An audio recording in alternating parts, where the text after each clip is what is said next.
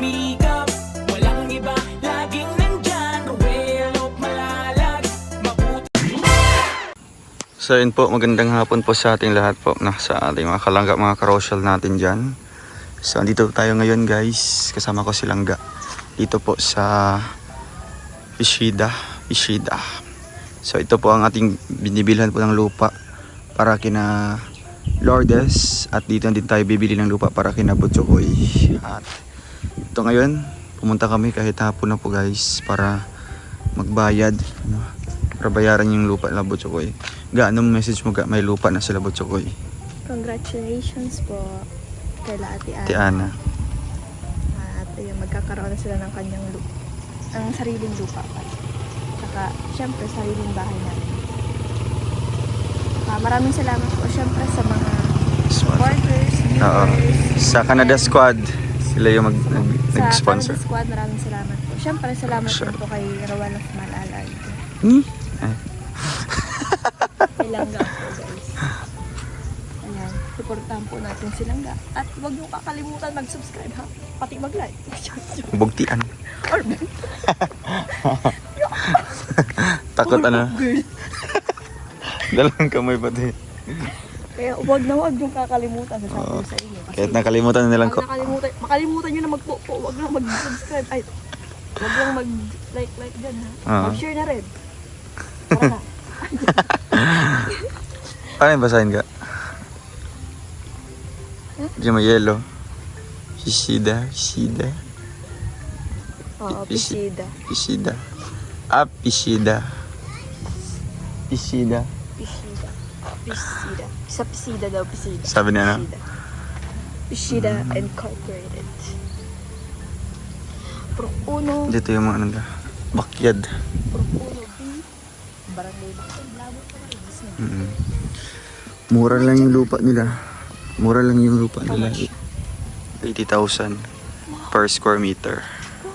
Ano yun? May sariling ano na? Titulo? Meron kanya-kanya na. Pag mabenta na lahat, kanya-kanya na silang titulo yun. Ito isang ano pa lang. Mukhang sa subdivision. Isang may-ari.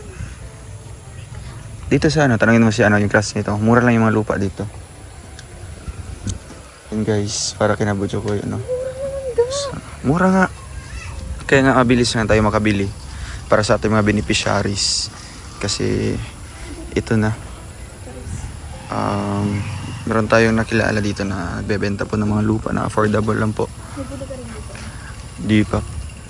Puno na doon. Bus na. Pero dito may binibenta. 160. Nagpatong na siya.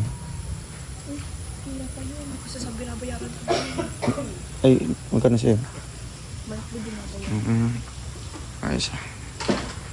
Pishida. Ulat 3 baga, makakuha ng 12 square meter din sa ano. Pero ikaw din naman ang bayar, ay ikaw din naman ang parehong bayar din. 3 po. 3 and 4.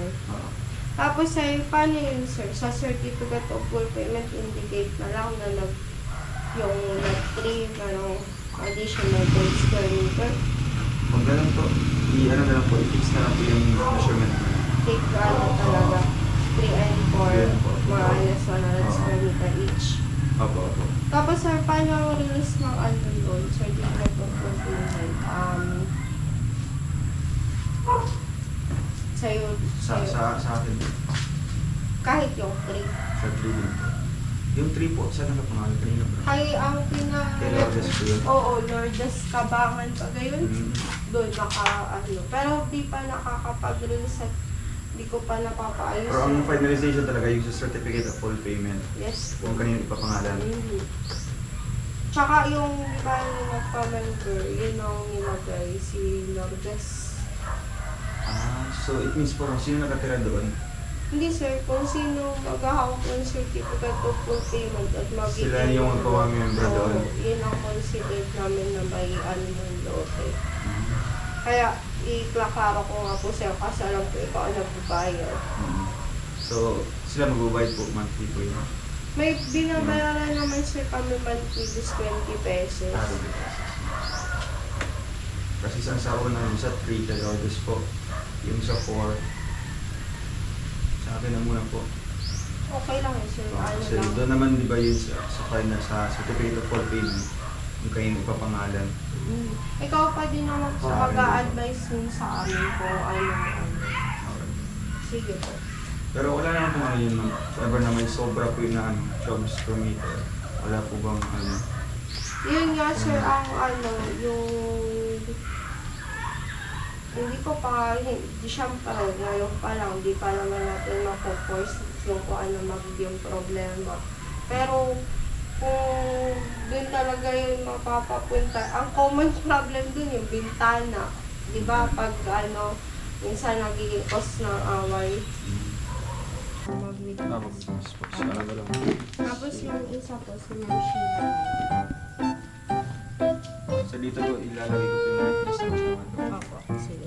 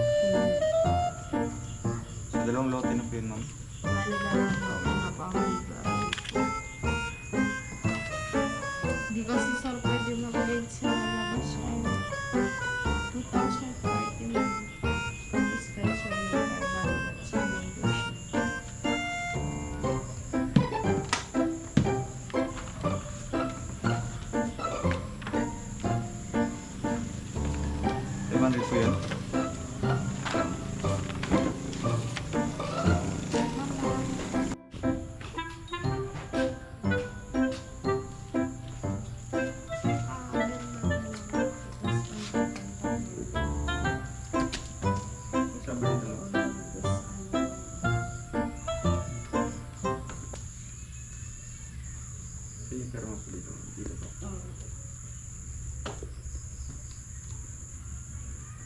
Tapos yung contact number. Dito po. Sige na, sir.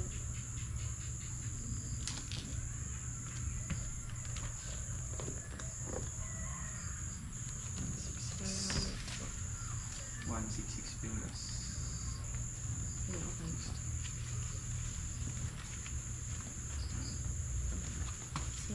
Oh, thank you po. Salamat. Ay, sir, salamat po. Salamat po. So ayan guys, tapos po tayong nagbayad po. Ayan, congrats kina Butchokoy, no, kina Ate Ana. May lupa na po sila na sarili. Thank you po kina Tita Linlin, Tita Annabel, and Tita Angie sa pag-sponsor po ng kanilang lupa, no, sa Rochelle Canada Squad. Maraming salamat po. And soon magkakaroon na po sila ng sariling bahay. So bye bye po. God bless po sa ating lahat po. And abangan niyo po ang ating next video kina Butchokoy. Bye bye.